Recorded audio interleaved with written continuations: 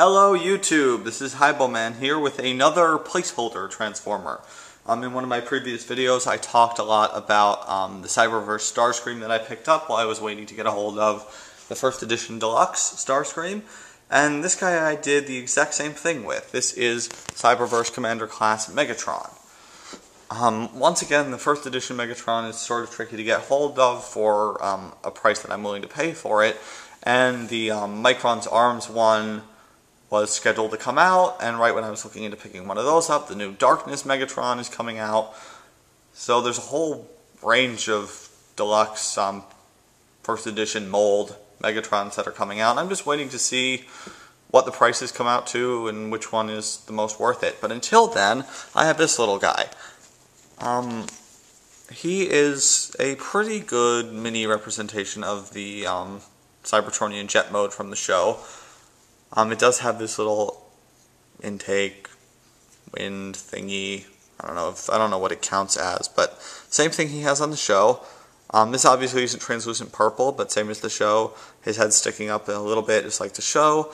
The legs, they do turn into the wings like the show, but they don't thin out as much, so it's just bulk.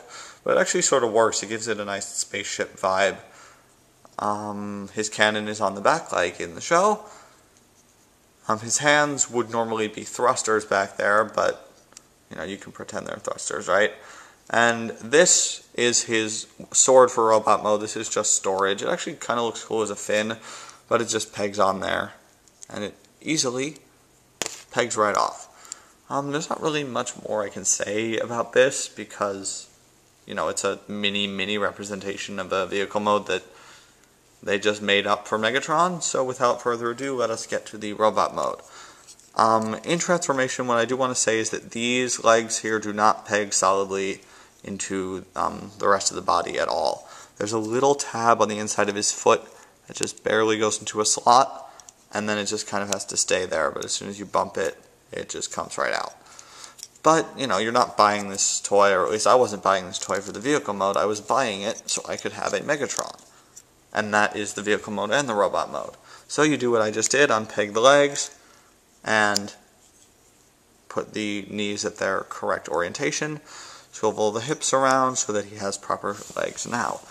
Then what you're going to do is come around back here. You will see that the cannon is attached by a ball joint to this arm, his right arm.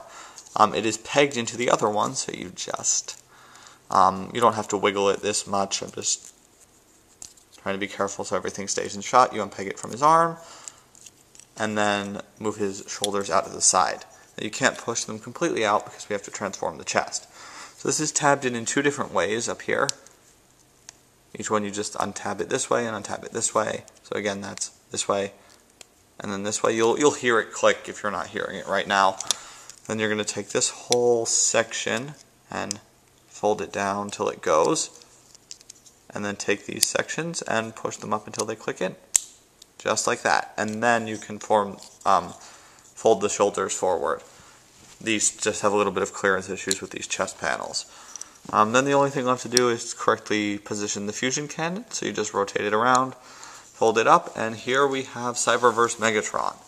Now the first thing I want to say, this is an excellent representation of Megatron from the show. It has all the details you'd need on him. His legs look correct, his arms look correct, his head looks correct, and he even has the glowing chest for that dark energon effect.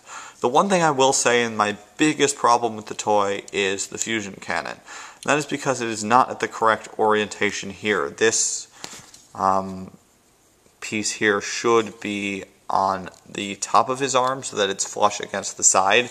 So you should be seeing it like this, just like you were on the vehicle mode. But just because of the limitations of the ball joint and because it has to transform correctly for the vehicle mode, you get it like this. Which isn't really that big a deal because he still has the cannon mounted on his arm, but it's a bit of a problem, at least for me. Going into the toy here, you can see that his face is done very well. His head is the typical bucket shape with, again, just like the Starscream toy, very nice detailing. It has his head crests, it has the eyebrows, it has red on the eyes, and you cannot see it at all, but I promise you that in here they have actually sculpted his teeth very nicely. You do have the chest plate closing over the inner panels just like you do on the other ones. You have the faux gun grip details on his legs, and you have the claw feet just like he has on the show. So getting into articulation, unlike Starscream, his head does not move at all because if you saw in the transformation, the piece that it's attached to is actually the joint for the whole chest transformation. So his head unfortunately can't move.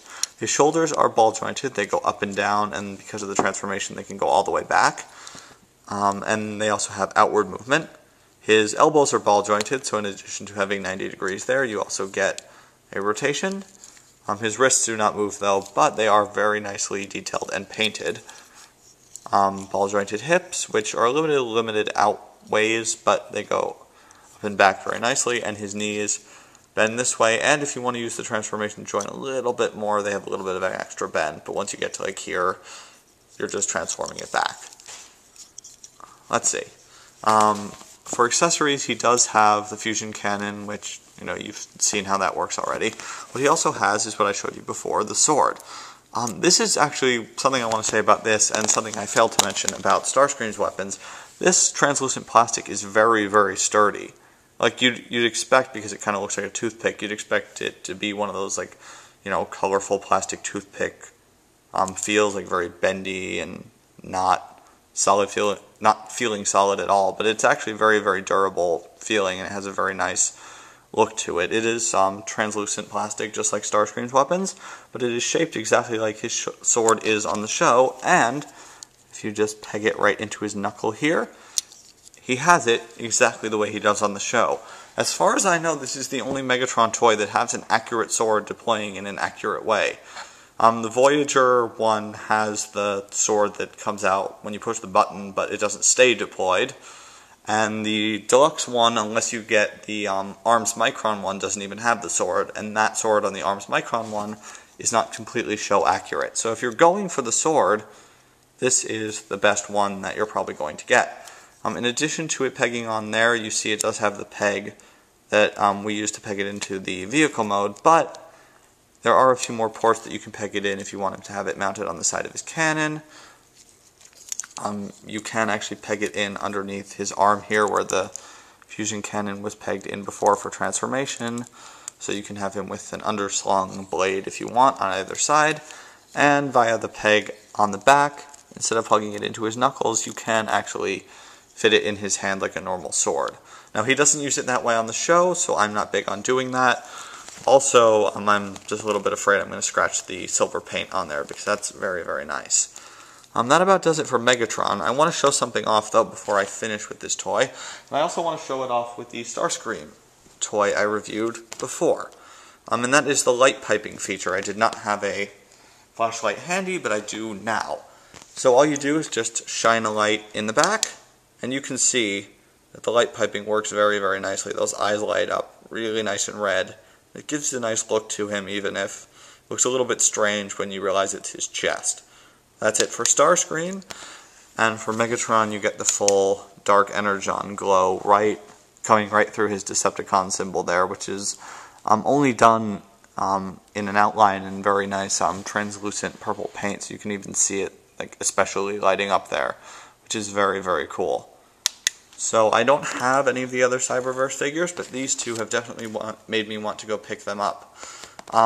Megatron, same story as Starscream. He's a great placeholder for the real thing if you are waiting on getting one. The robot mode is excellent and very accurate to the show, and the vehicle mode is accurate enough considering that Megatron never really transforms into it. He's actually less kibbly than the mainline version is, and he has an accurate sword. The only accurate sword that I've seen out of the Transformers Prime Megatron. So I absolutely recommend you pick him up. And another reason too, if anybody is interested, I guess it's a draw for some people who aren't watching the show on the internet, but all Cyberverse Commander class figures come with a mini DVD of the episode Masters and Students. I don't think any other episodes have been released in the packs yet, but I could be wrong about that. That's it for Megatron, Cyberverse Commander class Transformers Prime Megatron. So that's him. That was the light piping effect for Starscream, and I am Hypo Man, signing off.